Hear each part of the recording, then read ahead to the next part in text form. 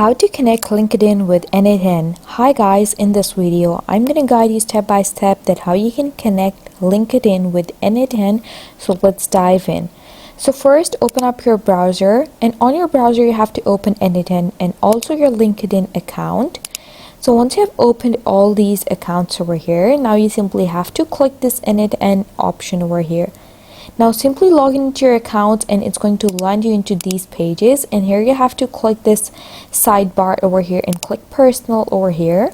Now on this personal section you simply have to click start from scratch, and it's going to open up this page, and here you have to click add first step and click this plus sign. Now in the search nodes you have to search for LinkedIn over here, and when it appears you have to click this LinkedIn option over here, and now you have to search for any action that you want, or you can just choose this create a post option. And now you have to click the select credentials and click create new credential.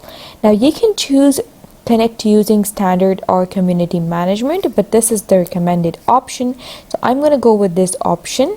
And now scroll down and click connect my account. Now make sure you are logged into your correct LinkedIn account, and then if this is not you, you can click not you and just log into your account.